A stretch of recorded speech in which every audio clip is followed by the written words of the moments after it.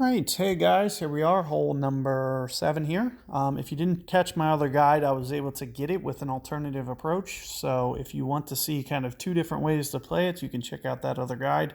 I was already able to make this once, and I should be able to make it this way as well. So this is my preferred way to play with more maxed bags. It's even an easier tee shot with even like, say, something like a Thor 7, for example. Makes it that much easier, or even a POC 7. Just makes it easier to get this tee shot out here. One of the things you'll want to do, make sure that you're not adding any unnecessary power or anything. You don't want that to be the reason that your ball lands long here and then goes into the water. So you will want to be very careful about that.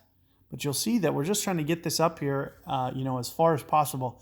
And as I mentioned, with the Epoch 7 or Thor 7, we can essentially back off and we don't need to quite get as aggressive on the top of that fairway, which makes this a little bit easier shot. Another thing that you can technically do is what my opponent's doing. I would do it with a Berserker and try to land up here with an Epoch 7. Berserker ball, if I could get it up into this opening fairway, may be worth risking. You'd probably have to, you have like a 1 ring to hit the perfect shot here.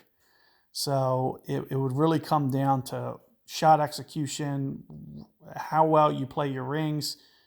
If he would have caught perfect ball, he probably wouldn't have even pulled that shot off.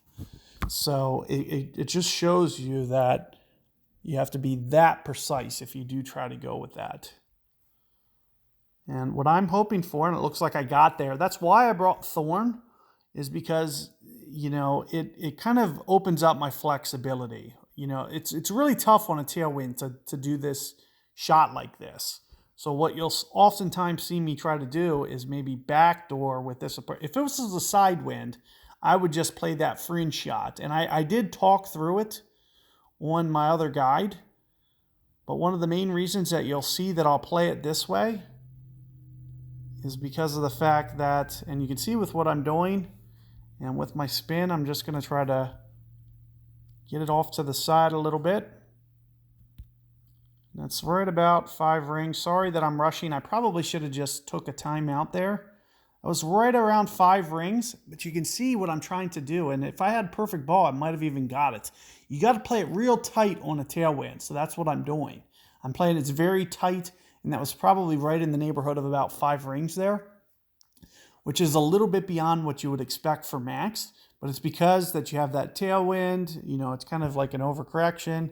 One of the main important things that you'll see is I was trying to do kind of make sure that you put that side spin. That right spin that I had on it was crucial, because what that's going to do is it's going to bend it around the pin, so when it gets right behind there, it sucks back into the hole instead of slamming the pin.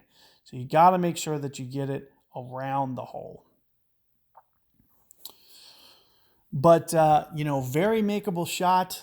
That's the way that I'm going to recommend doing it because of the fact that we have a tailwind. Any other way, any other wind that we would have had, I would have played the fringe shot, which I did discuss in the other video when my opponent was doing it.